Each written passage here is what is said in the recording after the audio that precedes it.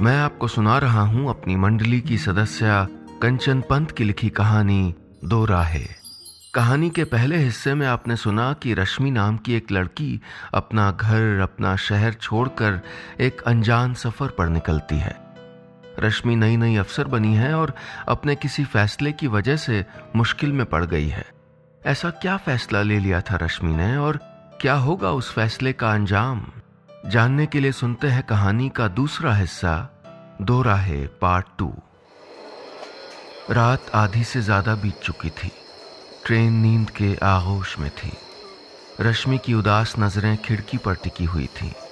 बाहर अंधेरा था, इसलिए खिड़की में उसे अपना ही अक्स नजर आ रहा था।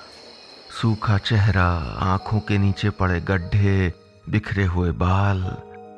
वो खुद को पहचान ही नहीं पाई।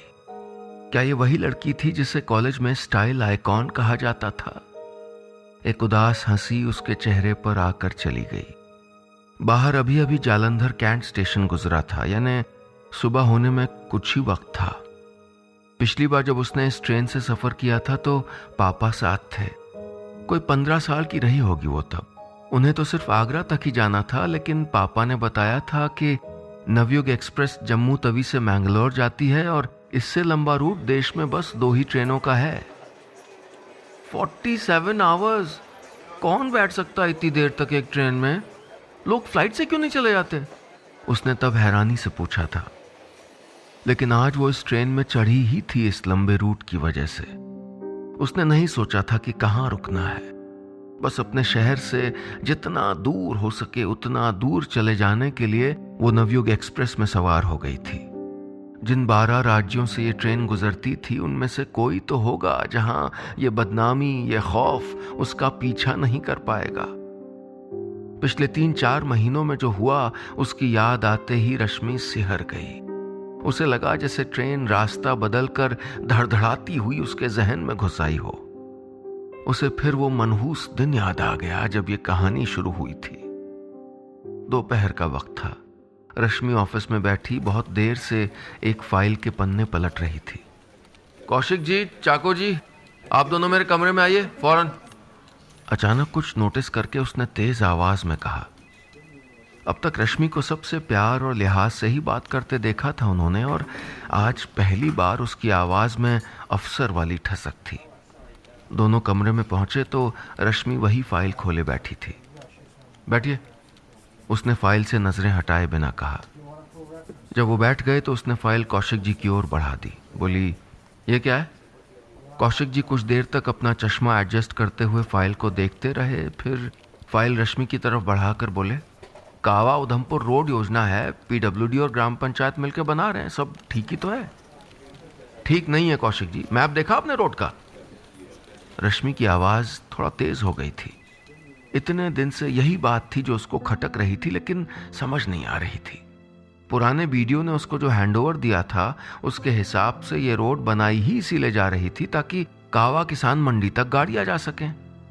लेकिन इस फाइल के हिसाब से रोड किसान मंडी से आधा किलोमीटर पहले ही दूसरे गांव की ओर मुड़ रही थी। इस नई नई आई लड़की से इतनी अकल लगाने की कौशिक जी को उम्मीद नहीं थी। वो व्यंग से मुस्कुराए, क्योंकि वो जानते थे कि इसके बाद क्या होने वाला है। वीडियो मैडम सवाल उठाएंगी, जवाब में ठेकेदार साहब यानी त्रिभुवन भागती उनका हिस्सा लेके उनके घर पहुंचा देंगे और सवाल फाइल में बंद हो जाएंगे। 27 साल की अपनी नौकरी में इन सब दांव पेचों के आदी हो गए थे वो। फिर उनका हिस्सा भी मिल जाता था, इसलिए अपने जमीर को चुप कराना भी उन्होंने सीख लिया था। वो सोच ही रहे थे कि आगे क्या कहना है कि रश्मि की आवाज आई। आई कांट अप्रूव दिस, उसने कहा और फाइल पर अपना ऑब्जेक्शन लिख दिया। अरे अरे मैडम, ये क्या कर दिया? एक बार फाइल में एंट्री हो गई तो फिर कुछ ना हो सकेगा, वो बोले। और कुछ होना भी क्या है? ठेकेदार को बोलिए नया प्रपोजल लाए, रश्मि ने कहा और दूसरी फाइल में उलझ गई। कौशिक जी ने अपना माथा पीट लिया। इसीलिए नए जमाने के इन बच्चों पे वो भरोसा नहीं करते थे। अरे सिर्फ परीक्षा पास कर लेने से कोई अफसर नहीं बन जाता। अफसर बनने के लिए देश काल परिस्थितियों का पता होना चाहिए। कब क्या फैसला लेना है ये अंदाजा होना चाहिए। लेकिन ऑफिस से निकलते हुए रश्मि उस दिन बहुत खुश थी और कॉन्फिडेंट भी, वरना पिछले कुछ हफ्तों से उसको लगने लगा था कि ये पोस्ट ज्वाइन करके उसने कोई गलती कर दी है। स्टेशन पहुंचकर रश्मि ने रोज की तरह ठेले वाले से उबले चने का दोना खरीदा, पेपर स्टैंड से अंग्रेजी का एक अखबार उठाया और प्लेटफॉर्म पर लगी बेंच पर बैठ गई। आज स्टेशन पर और दिनों के मुकाबले भीड़ थोड़ा ज़्यादा थी। उसकी ट्रेन आने में अभी भी 10 मिनट थे, लेकिन आती जाती ट्रेनों को देखते हुए घंटों गुजार देना भी उसको खलता नहीं था। जब वो छोटी थी तो एक छोटे से हिल स्टेशन अल्मोड़ा में रहती थी। वहाँ रेलवे ट्रैक नहीं होते थे, ट्रेनें नहीं होती थीं। सबसे नज़दीक का स्टेशन काठगोदाम था। पहली बार उसने ट्रेन देखी थी जब वो 12 साल की थी। दिल्ली वाली बुआ को ट्रेन में बिठाने पापा काठगोदाम आए तो उसे भी साथ ले आए थे। रश्मि की आंखें कौतूहल से फैल गई थी रेल को देखकर। उसके बाद पापा की पोस्टिंग जम्मू हुई तो वो भी उत्तराखंड से जम्मू आ गए। फिर तो ट्रेनों से दिन रात का साथ हो गया। बिल्कुल रेलवे लाइन के पास था घर उनका। जब भी कोई ट्रेन गुजरती माँ बड़बड़ाने लगती, भांग पड़े इन गाड़ियों को, 1 मिनट शांति से नहीं रहने देती।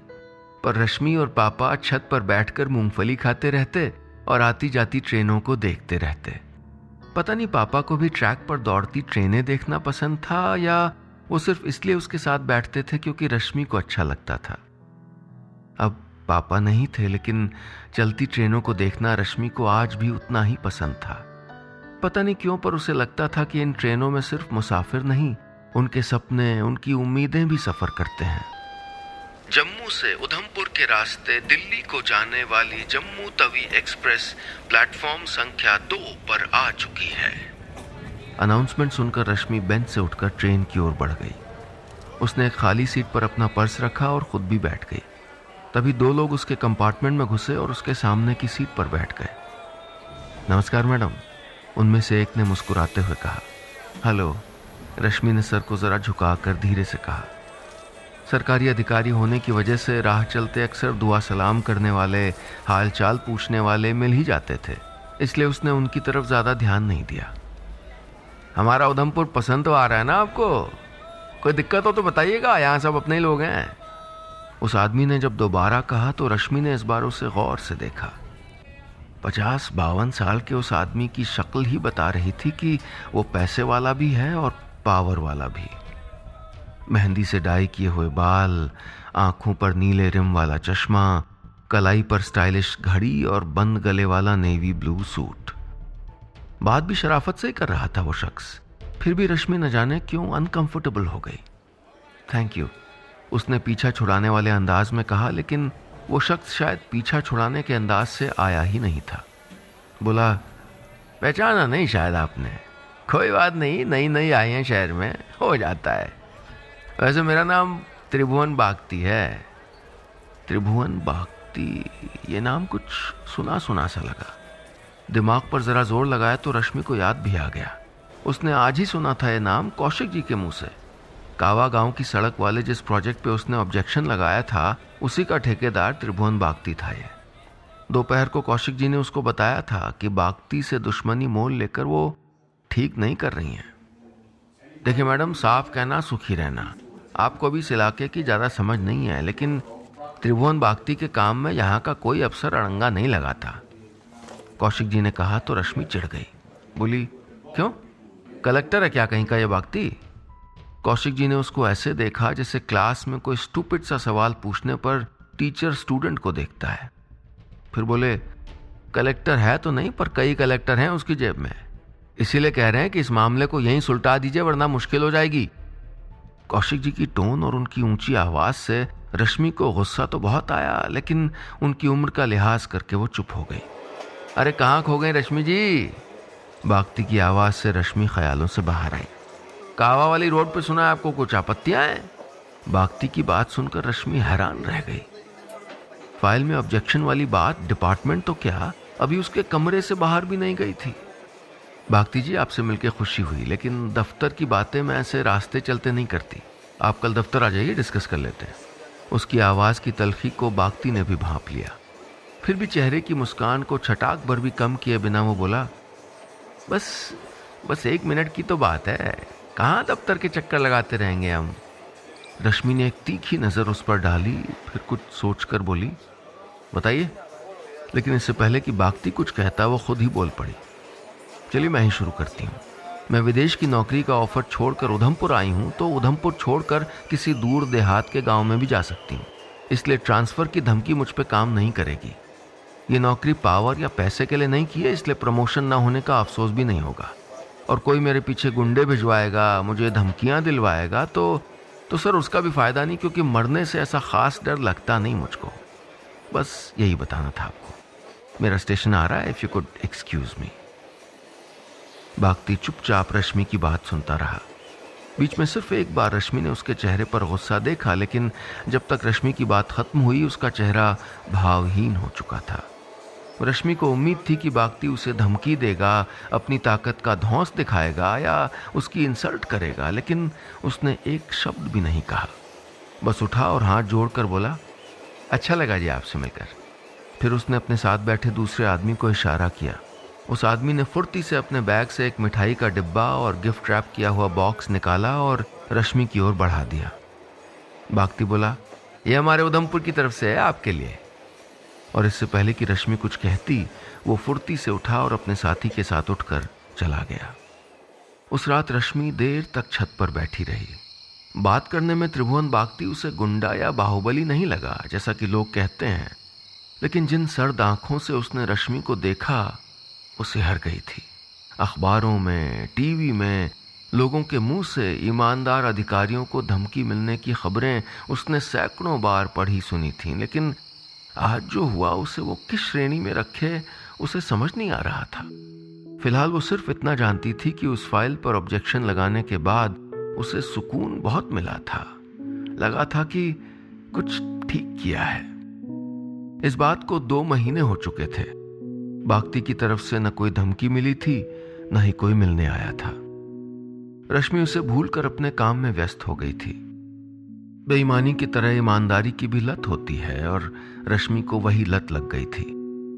कॉलेज की स्टाइल आइकॉन इन 2 महीनों में ही उधमपुर की शेरनी बन गई थी।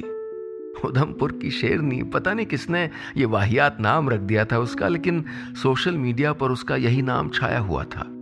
और तो और उसका भाई मिक्की भी उसे ये नाम लेके छेड़ने लगा था। एक दिन तो वो उस पर चिल्ला ही पड़ी थी इस बात को लेकर, स्टॉप दिस नॉनसेंस मिक्की, मेरा दिमाग वैसे ही खराब है। अरे तो चिढ़ क्यों रही है, तू फेमस हो गई है, लोग तुझको जानते हैं, ये तो अच्छा है ना। मिक्की ने कहा तो रश्मि चुप हो गई। वो तो सिर्फ अपना काम कर रही थी, उसे मसीहा बनने का कोई शौक भी नहीं था, पर पता नहीं क्यों लोगों को क्यों इतनी जल्दी होती है किसी को हीरो या विलन बना देने की। उस दिन संडे था, दफ्तर जाने का कोई टेंशन नहीं था, तो 9 बजे तक वो रजाई में दुबकी हुई थी। तभी मोबाइल का मैसेज अलर्ट बजा। रश्मि ने मोबाइल उठाया और अलसाई आंखों से मैसेज खोल दिया, लेकिन मैसेज देखकर ही वो फ्रीज हो गई। मोबाइल हाथ से गिर गया। अभी अभी उसके मैसेज बॉक्स में किसी ने एक ऐसा वीडियो भेजा था, एक ऐसा वीडियो जो रश्मि की जिंदगी हमेशा के लिए बदल देने वाला था। दोस्तों, मैं आपको सुना रहा हूं अपनी मंडली की सदस्य कंचन पंत की लिखी कहानी दोराहे। ये था इस कहानी का दूसरा हिस्सा। क्या था इस वीडियो में, और ठेकेदार बागती के साथ दुश्मनी क्या मोड़ लाएगी रश्मि की जिंदगी में? जानने के लिए सुनिए कहानी का अगला हिस्सा, दोराहे पार्ट 3।